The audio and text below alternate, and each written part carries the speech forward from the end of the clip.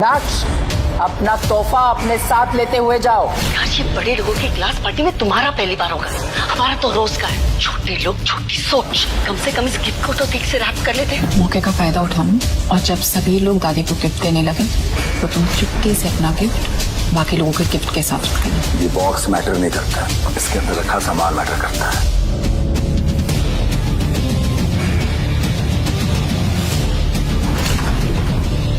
इतना महंगा गिफ्ट, वो भी इस फर्नीचर के पास। इसके पास इतने पैसे कहाँ से आए?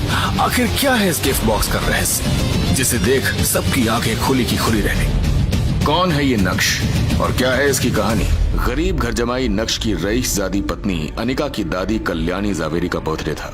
नक्श ने अनिका से प्रॉमिस किया था कि इस बार वो ऐसा गिफ्ट लाएगा जिसे देखकर जावेरी फैमिली के होश उड़ जाएंगे। ये क्या है? नक्श उस बॉक्स को खोलकर अनिका को दिखाना चाहता था कि उसने अनिका की दादी कल्याणी के लिए क्या लिया है। उसे लग रहा था कि गिफ्ट देखकर वो पूरी तरह से सरप्राइज्ड हो जाएगी। ये बॉक्स मुझे उन्हें ऐसे ही देना है और इसे गिफ्ट रैप करने का मेरे पास टाइम नहीं था। छोड़िए ना, ये बॉक्स मैटर नहीं करता है, इसके अंदर रखा सामान मैटर करता है। अनिका उस बॉक्स के अंदर का सामान नहीं देखना चाहती थी। उसे लग रहा था कि अगर नक्श ने वो सामान अभी बाहर निकाला तो उसके लिए बहुत एम्बैरेसिंग हो जाएगा। नक्श, इस बॉक्स को भी खोलने की कोई जरूरत नहीं है। मौके का फायदा उठाऊं और जब सभी लोग दादी को गिफ्ट देने लगे तो तुम चुपके से अपना गिफ्ट बाकी लोगों के गिफ्ट के साथ रख देना। मुझे इस बार कोई ड्रामा नहीं चाहिए, थक गई हूँ।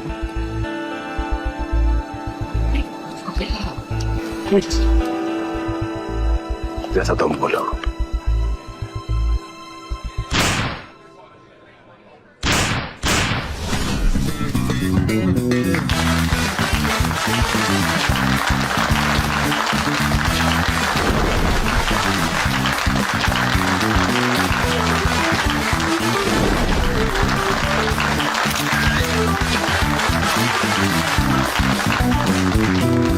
पार्टी शुरू हो गई थी और स्टेज पर सभी लोग एक एक करके कल्याणी को गिफ्ट्स दे रहे थे।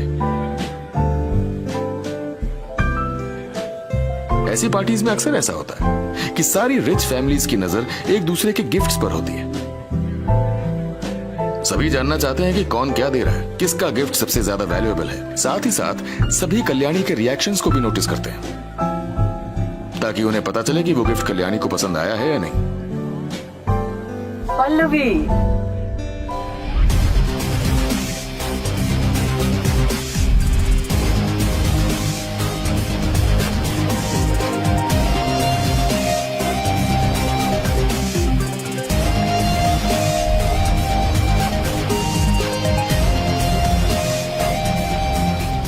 इन सभी तोहफों में जो लोगों ने कल्याणी को दिए, उसमें आज की रात का सबसे आउटस्टैंडिंग गिफ्ट तो शायद पल्लवी का ही होगा, जिसमें कल्याणी को हीरे का एक पेंडेंट दिया है जो एंशिएंट टाइम से अपनी खूबसूरती की वाहवाही लूट रहा है।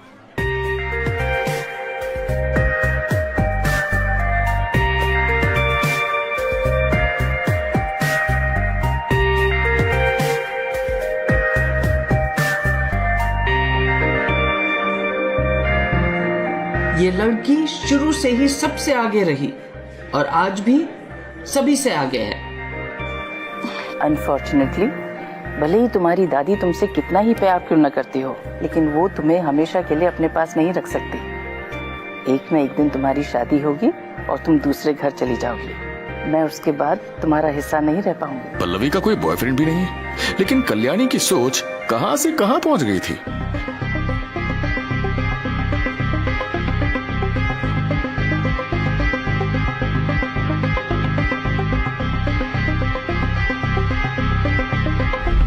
कल्याणी पल्लवी को बहुत सेंसिबल समझती थी, लेकिन उसके अंदर बचपने की कोई कमी नहीं थी। अपनी दादी का हाथ पकड़े हुए पल्लवी ने एक छोटी बच्ची की तरह बड़े प्यार से कहा, दादी, मुझे छेड़ने की कोई जरूरत नहीं है। मैं कहीं नहीं जाऊंगी, हमेशा आपके पास ही रहूंगी।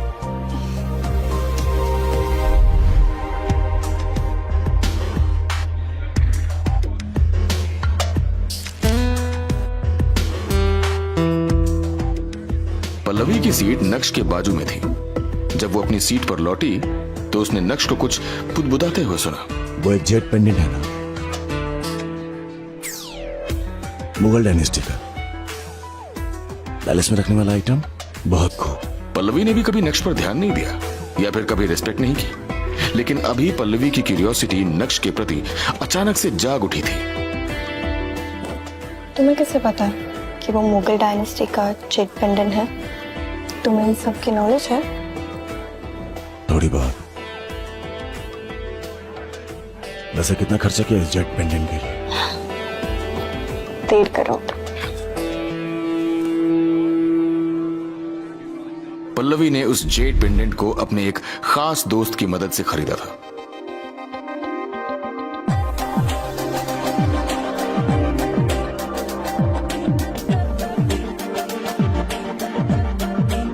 और उसे ये जेड पेंडेंट 20 से 30 लाख रुपए सस्ते में मिला था, क्योंकि शुरू से ही पल्लवी ने अपने दोस्तों को बता दिया था कि वो अभी अर्न नहीं करती है और उसके पास ज्यादा पैसे भी नहीं है।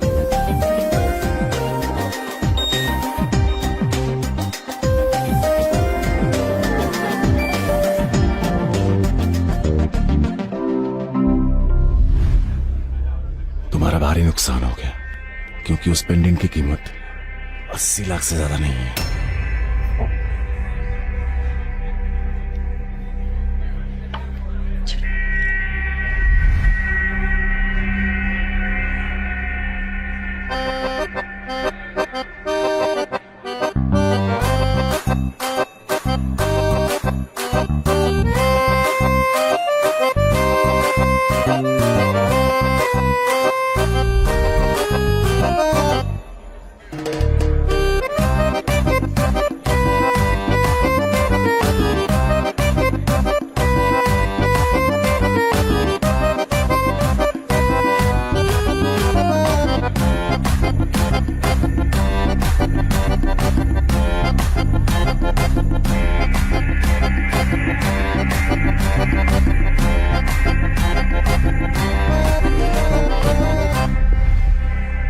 क्या 80 लाख? लेकिन ऐसे कैसे हो सकता है? मैंने मेरे खास दोस्त की मदद से खरीदा है। वो तो कह रहा था कि इसकी कीमत 1 करोड़ 80 लाख है। देखो, जेट पेंडेंट की क्वालिटी 3 कैटेगरी में डिवाइड होती है: लुक, लिसन और टेस्ट। अगर कोई जेट बहुत ही ज्यादा ट्रांसपेरेंट है और ग्लॉसी है तो समझ जाओ कि वो सबसे बेस्ट जेट है। लेकिन तुमने जो पीस दादी को दिया है वो इतना ज्यादा ट्रांसपेरेंट नहीं था, और उसका कलर भी ऑफ ग्रीन था और टेक्सचर भी अनइवन था। उसे हम मीडियम क्वालिटी का समझ सकते हैं, लेकिन नॉट द हाईएस्ट क्वालिटी। इसीलिए उसकी कीमत 70 लाख है। अगर तुम्हारा दोस्त तुम्हें डिस्काउंट भी देता तो भी उसे 30-40 लाख का प्रॉफिट होता, लेकिन उसने तो सीधा 90 लाख का प्रॉफिट कमाया। तुम्हारा दोस्त।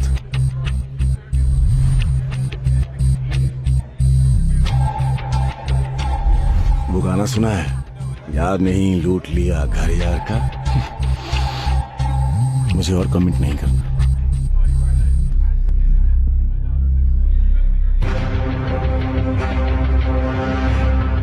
नक्श जो कुछ भी कह रहा था, पल्लवी उसे सुनकर दंग रह गई।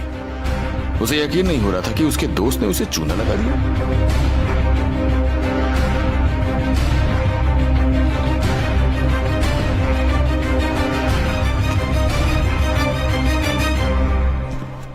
विहान बजा जाए। विहान आया है,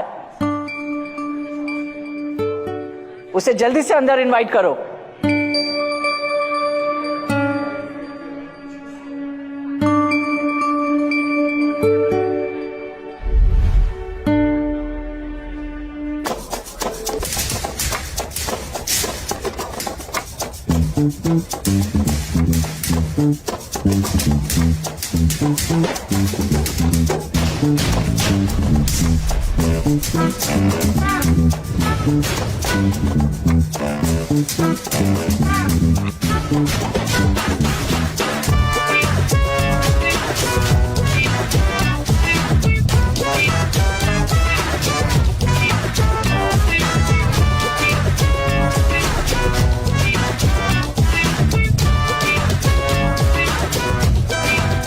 विहान के हाथ में कल्याणी को देने के लिए एक खूबसूरत सा गिफ्ट बॉक्स भी था।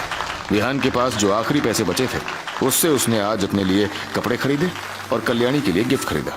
अगर उसे अपना गोल अचीव करना है तो आज उसे कामयाब होना ही पड़ेगा। कॉन्फिडेंस के साथ विहान कल्याणी के पास गया और हल्का सा झुकते हुए बोला, हैप्पी बर्थडे दादी।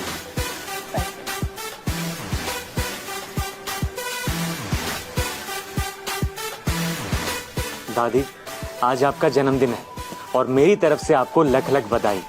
भगवान करे कि आप स्टैच्यू ऑफ यूनिटी की तरह हमारे साथ ऐसे ही खड़ी रहें हमेशा के लिए। एंड सॉरी दादी, काफी ट्रैफिक था इसलिए आने में थोड़ा लेट हो गया, और उम्मीद करता हूँ आप इस वजह से मुझसे नाराज नहीं होंगी। कल्याणी जानती थी कि विहान को अनिका बहुत पसंद है। विहान को देखकर कल्याणी के दिल में न जाने क्या क्या ख्याल आने लगे थे। अब जब आ ही गए हो तो कौन सा लेट और कैसा लेट। वैसे भी तुम अपने काम के सिलसिले में बहुत बिजी रहते हो, तुम कंसिडरेट भी हो। स्पेशली यहाँ आए मुझे बहुत अच्छा लगा।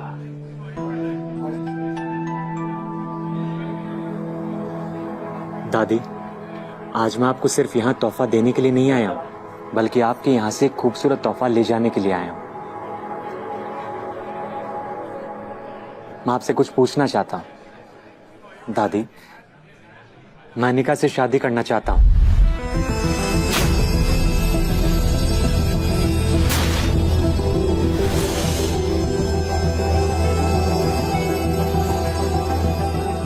कल्याणी ने घूरते हुए विहान को देखा और उसके बाद उनकी नजर अनिका पर जाकर टिक गई थी।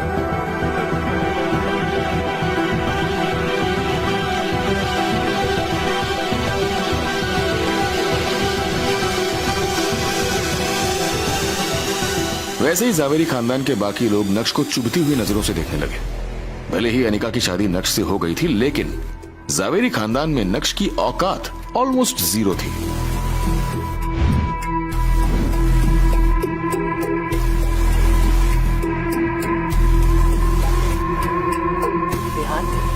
तुम्हें भी पता है कि अनिका की शादी हो चुकी है और इस शादी को 2 साल से ज्यादा का समय हो गया है। क्या तुम्हें इस सब से फर्क नहीं पड़ता?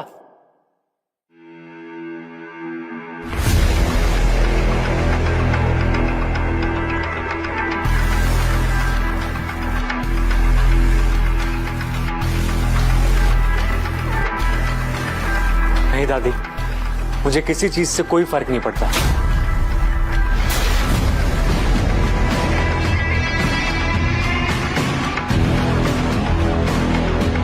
मैं अनिका से बहुत प्यार करता हूं और आपको भी मैं दिल से दादी मानता हूं, और उम्मीद करता हूं कि आप अनिका की खुशियों के बारे में सोचेंगी और मेरी रिक्वेस्ट को एक्सेप्ट करेंगे। विहान को नक्श के वहां होने से कोई फर्क नहीं पड़ रहा था। उसे तो बस अनिका से मतलब था और वो आज उसे यहां से ले जाना चाहता था। उसी समय विहान, विहान, विहान।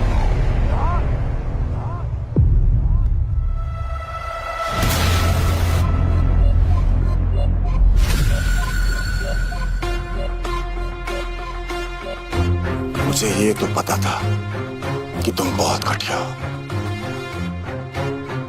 लेकिन इस लेवल के घटिया हो कि मेरी बीवी तक पर तुम्हारी नजर है। शायद शर्म तुम्हारे घर पर कभी आई नहीं होगी। नक्श की आंखों में गुस्सा साफ दिखाई दे रहा था।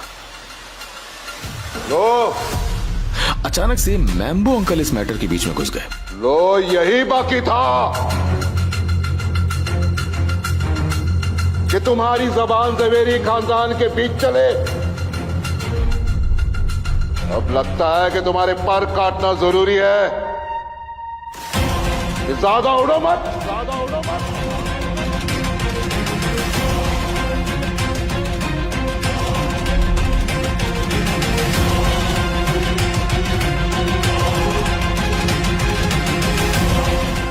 इससे कोई फर्क नहीं पड़ता कि मैं कितना ही यूजलेस क्यों ना हो, लेकिन आपसे बेटर हूं मैं।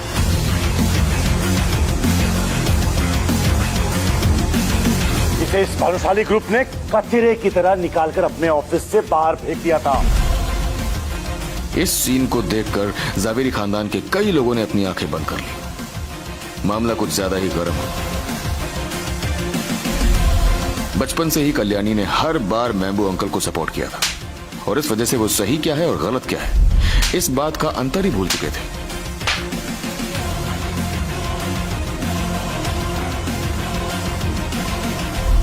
यही वजह है कि उन्हें दूसरों के मामले में घुसना और लड़ाई झगड़ा करना बहुत अच्छा लगता था। आज भी वो यही कर रहे थे। जवानी के दिनों से ही मैम्बो अंकल ने कॉलेज में खूब दंगे फसाद किए थे।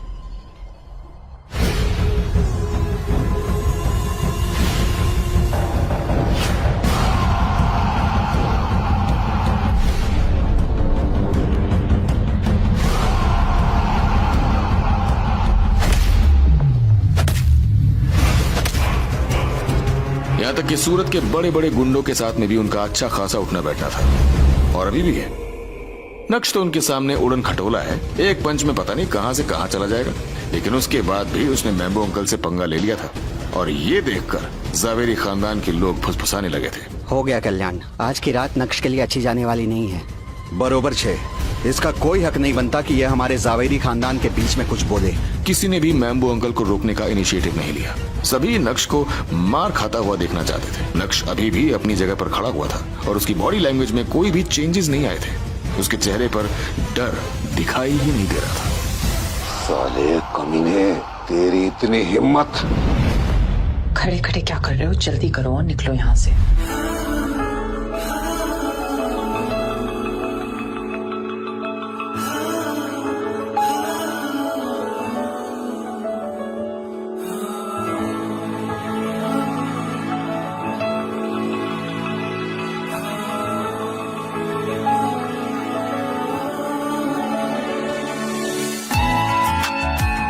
अनिका को भी नहीं पता था कि वो नक्श के लिए इतना कंसर्न क्यों हो रही है। शायद इस वजह से कि उन दोनों को एक साथ रहते हुए अब 2 साल से ज्यादा का समय हो गया था, और वो नक्श को मार खाते हुए नहीं देख सकती थी।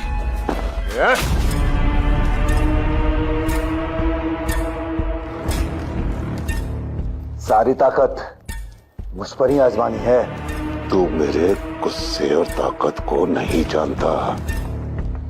कुत्ते कमीने, मैं तेरा खून पी जाऊंगा। सभी इस सीन को गौर से देख रहे थे। जैसे ही मैम्बो अंकल ने मुक्का मारने के लिए अपना हाथ नक्श की ओर बढ़ाया, वैसे ही नक्श ने तुरंत ही उनका हाथ पकड़ लिया। मुझसे बहुत लोगों को नफरत है ना। मेरी जिंदगी लेने का ख्याल बहुत बार आया होगा दिमाग में कि मैं कीड़ा मकोड़ा हूं तुम लोगों की नस्ल। जो खुश आया है तुम लोगों की जिंदगी, मुझसे बहुत नफरत है ना, मुझसे घिन आती है। जब ये हाथ पड़ेगा ना तो बदबू आएगी। ये बोलकर नक्श ने मैम्बो अंकल की रिस्ट को हल्का सा ट्विस्ट कर दिया। सभी के कानों में सबसे पहले एक क्रिस्प साउंड सुनाई दी, और उसके बाद मैम्बो अंकल के मुंह से जैसी आवाजें निकली जैसे मानो नक्श ने मुर्गे को हलाल कर दिया हो। ये बोलते हुए नक्श ने मैम्बो अंकल की छाती पर एक जोरदार मुक्का चढ़ा, और मैम्बो अंकल हवा में उड़ते हुए कुछ मीटर दूर जा गिरे।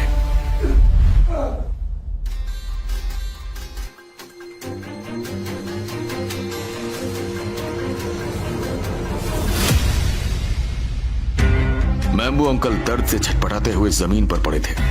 उन्होंने महसूस किया कि उनकी हड्डी पसली एक हो गई। दर्द के मारे वो बस चिल्लाते जा रहे थे।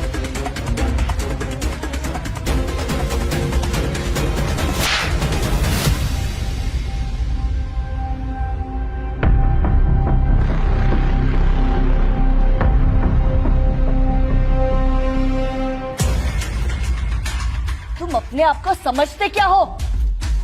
आज कल्याणी जी का जन्मदिन है, खुशी का दिन है, और तुम्हारी ये हिम्मत कि आज के दिन यहाँ तमाशा खड़ा कर दिया। सही कहा तुमने, तुम कीड़े मकोड़े हो इस परिवार के लिए। हमारा खाकर हम ही को नुकसान पहुंचा रहे हो। जानवर भी तुमसे ज्यादा वफादार होता है। तुम सिर्फ एक कुत्ते हो जिसे मेरे परिवार ने इतने सालों से पाल कर बड़ा किया है।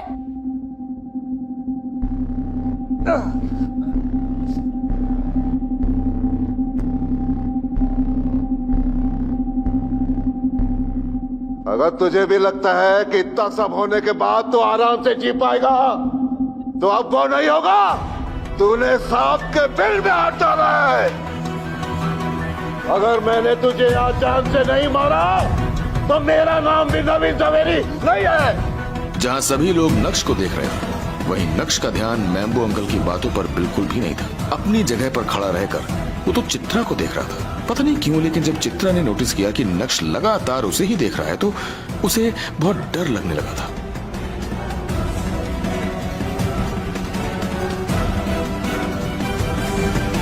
अनिका और मेरी शादी को 2 साल हो गए। भले ही आपको मेरी तरफ से कोई कंट्रीब्यूशन नहीं दिखाई देता, लेकिन हम दोनों के बीच में फैमिलियल लव तो हो सकता है ना। आज नक्श के चेहरे पर एक अलग ही कॉन्फिडेंस दिख रहा था, जिसे देखकर ऐसा लग रहा था जैसे नक्श पूरी तरह से बदल गए। क्योंकि मैं दूसरे लोगों से कंपीट नहीं कर पाया, इसलिए आपने और अनिका ने मुझे हमेशा नीचा दिखाया है।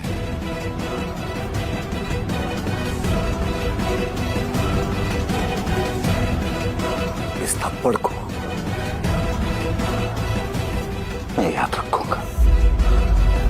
आज से, अभी से मैं आपके इस जावेरी खानदान को ठोकर मारता हूं।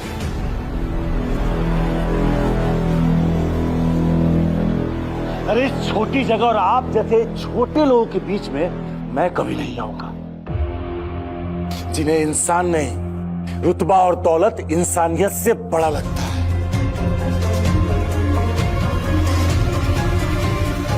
और अगर कभी वापस बुलाने आए तो कल्याणी देवी को लेकर आना। जब तक वो मेरे पैरों में गिरकर सबकी गलतियों की माफी नहीं मांगती, तब तक मेरी जूते की नोक पे रहोगा तुमसे।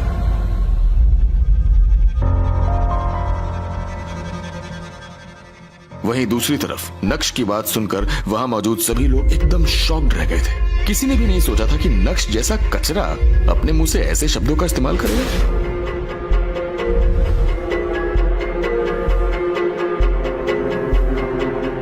अरे रोको इसे जाने मत दो। मैम्बो अंकल के आदेश का पालन किसी ने भी नहीं किया। कोई भी अपनी जगह से हिला तक नहीं। जावेरी खानदान में कौन नहीं चाहता था कि वो कचरा यहाँ से नहीं जाए। नक्श ने तो ये तक कह दिया कि अगर उसे वापस बुलाना चाहते हो तो कल्याणी को उसके पैरों में गिरना होगा। इस बात पर तो नक्श को बहुत मार पड़नी चाहिए, लेकिन कोई हिम्मत ही नहीं कर रहा था। तुम्हें जाने के लिए किसने कहा? रुको। जैसे ही मैम्बो अंकल ने अपनी बात खत्म की, वैसे ही रंगरेज रेस्टोरेंट के सामने एक के बाद एक कई काली स्कॉर्पियोज आकर रुकनी शुरू हो गई। शहर के सबसे बड़े और महंगे रेस्टोरेंट में ये पार्टी हो रही थी, इसीलिए सभी इस फिल्मी नजारे को आसानी से अपनी आंखों में कैद कर सकते थे।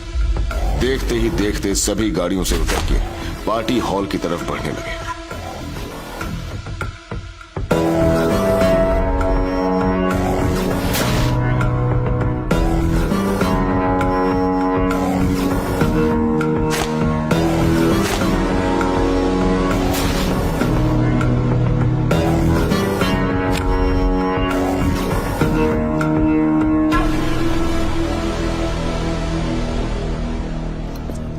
इरफान भाई, अल्लाह का शुक्र है कि आप जल्दी आ गए।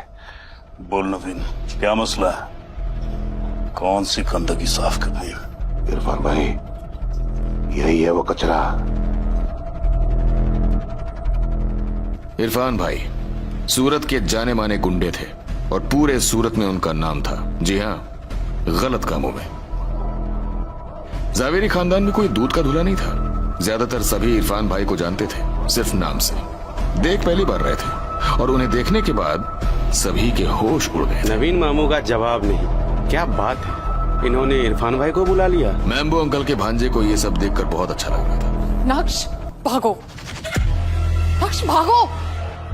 अचानक से सीन आशिकाना से कातिलाना हो गया था। अनिका ने भी इरफान भाई का नाम पहले से सुन रखा था। अगर नक्श उनके हाथों में लग गया तो फिर तो नक्श का कल्याण हो जाएगा। मार मार के नक्श का भरता बना देंगे वो, शायद वो बचेगा ही नहीं। अनिका के मन में ये सारी बातें चल रही थी।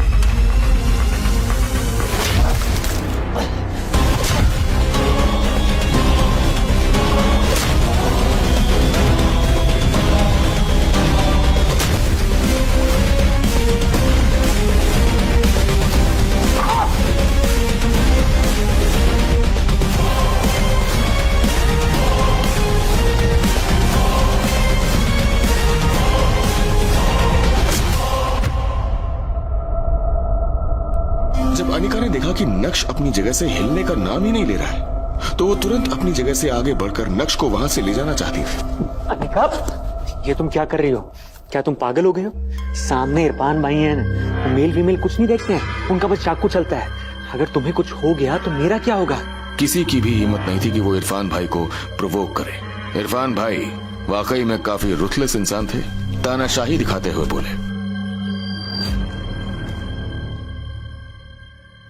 भाई क्यों मेरे हाथों खून कराना चाहते हो अपना? मुझे मारना पसंद ही नहीं है, बल्कि बहुत पसंद है।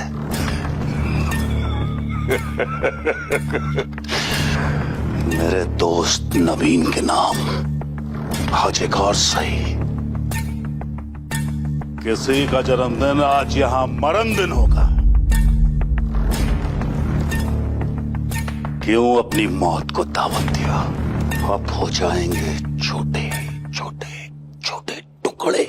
जब मैम्बो अंकल ने इरफान भाई के मुंह से इन शब्दों को सुना तो वो प्राउडली नक्श के सामने जाकर खड़े हो गए थे और नक्श को ये दिखाने की कोशिश कर रहे थे कि देख ले बेटा, कौन बड़ा है, तू या मैं।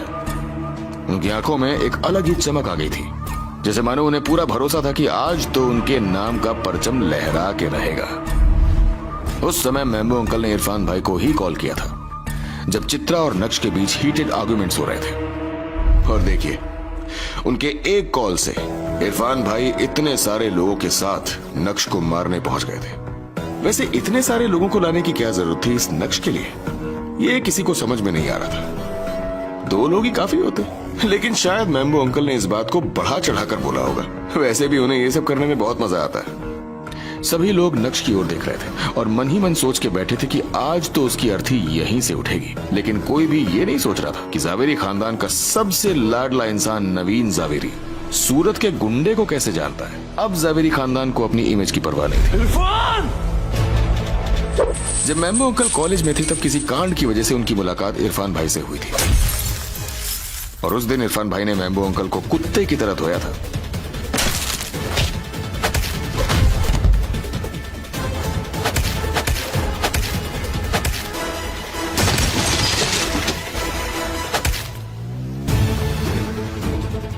उस दिन के बाद से मैम्बो अंकल ने इरफान भाई के मामलों में कभी पंगे नहीं लिए,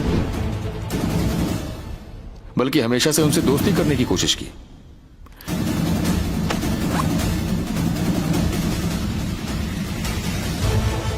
दोस्ती होने के बाद मैम्बो अंकल के सारे मामले इरफान भाई हैंडल करते थे और मैम्बो अंकल उन्हें काम का अच्छा खासा पैसा देते। अभी भी जब भी मैम्बो अंकल को इरफान भाई से रिलेटेड कोई भी काम होता है तो वो उन्हें काफी पैसा देते हैं। आज भी दिया होगा या फिर देंगे, क्योंकि इरफान भाई सूरत शहर के बिग शॉट हैं और वो बिना पैसों के तो हिलते तक नहीं है। जल्दी करो, भागो। इससे पहले कि अनिका अपने कदम आगे बढ़ाती, विहान ने उसे फिर से रोक दिया था और अनिका आगे नहीं बढ़ पाई थी। इस समय इरफान भाई नक्श के करीब आ चुके थे और बस अब तो अनिका की हालत भी टाइट होने लगी थी। तो तुम हो जिसने मेरे भाई को मारा। क्या तुम्हें पता नहीं कि वो मेरा दोस्त है? 2 गंदे लोग हमेशा दोस्ती होते हैं, लेकिन सिर्फ अच्छा इंसान वो बुराई का दुश्मन होता है। एक कुत्ता जिससे सिर्फ पूरे दिन भौंकना आता है, उसे सबक सिखाना जरूरी नहीं है।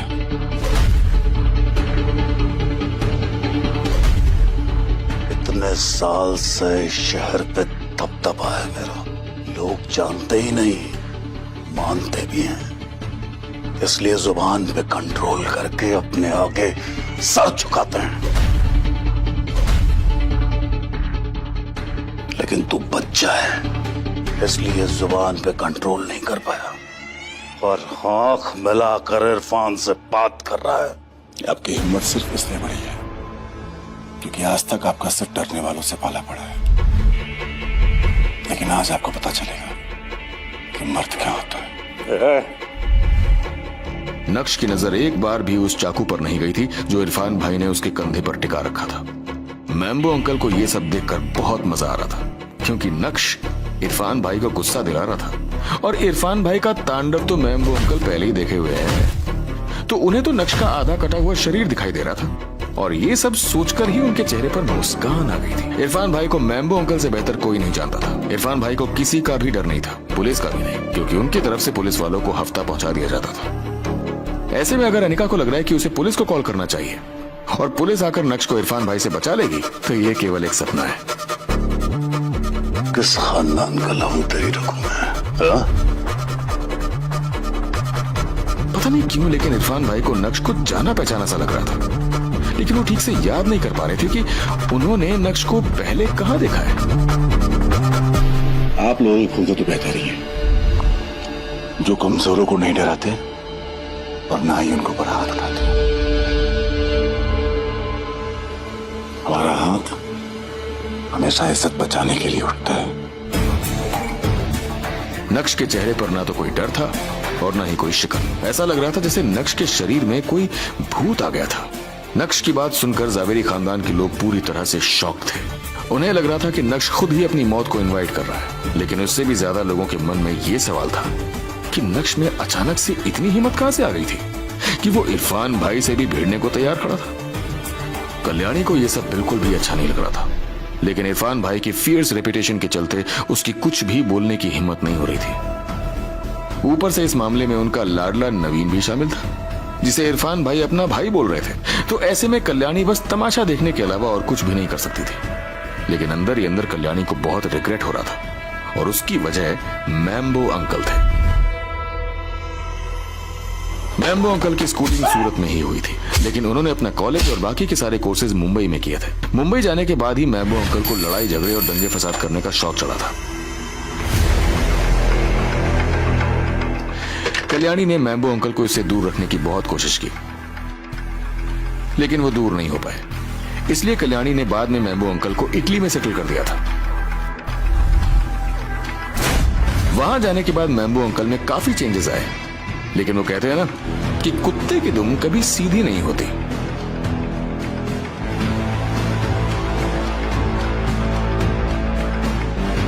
अब अभी का ही माहौल देख लेते हैं। लड़ाई झगड़े करने का एक मौका भी मैम्बो अंकल नहीं छोड़ते, और आज तो उन्होंने गजब भी कर दिया था। अपनी माँ की जन्मदिन पार्टी में एक गुंडे को बुला लिया था। भाई, इस लड़के को बोलने की जरा भी तमीज नहीं है। आपसे किस तरह बात कर रहा है, अभी दिखाता हूँ इसे। ये बोलते हुए मैम्बो अंकल नक्श पर हमला करने के लिए पूरी तरह से तैयार हो गए। नक्श ने घूरते हुए मैम्बो अंकल को देखा।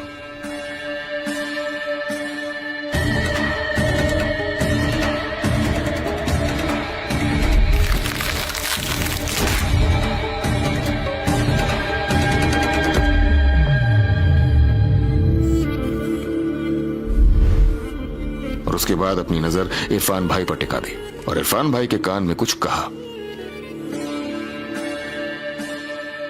जैसे ही नक्श के मुंह से शब्द बाहर आए, वैसे ही इरफान भाई के चेहरे के एक्सप्रेशंस पूरी तरह से बदल गए थे। ऐसा लग रहा था जैसे कि इरफान भाई को अपना अतीत याद आ गया था। नक्श की बात सुनकर इरफान भाई को याद आ गया था कि उन्होंने नक्श को कहां देखा था। अचानक इरफान भाई ने अपने हाथ में पकड़े उस चाकू को फेंका और तुरंत ही नक्श के सामने हाथ जोड़कर झुकते हुए बोले, या अल्लाह, ये मुझसे क्या हो गया? मुझे माफ कर दो मालिक। ये नजारा देखते ही मैम्बो और जावेरी फैमिली के होश उड़ जाते हैं। बहुत बड़ी गलती हो गई मालिक। जिस इरफान भाई के सामने सारा शहर झुकता है, तो फिर अचानक इरफान भाई क्यों नक्श के सामने झुक गया? ऐसा क्या कहा नक्श ने इरफान भाई के कानों में जो उसके पैरों तले जमीन खिसक गई? किस बात का डर है इरफान भाई को नक्श से, जो उसके सामने हाथ जोड़कर झुक गया? क्या नक्श अब इरफान भाई को ऑर्डर देगा और मैम्बो अंकल को सजा दिलाएगा? क्या नक्श की पत्नी अनिका नक्श को तलाक देकर विहान वजह से शादी करना चाहती है? मुझे माफ कर दो मालिक। मैम्बो अंकल और कल्याणी देवी नक्श से अपनी बेइज्जती का बदला लेने के लिए अब क्या चाल चलेंगे? माफ कर दो मुझे प्लीज। नक्श, अपना तोहफा अपने साथ लेते हुए जाओ।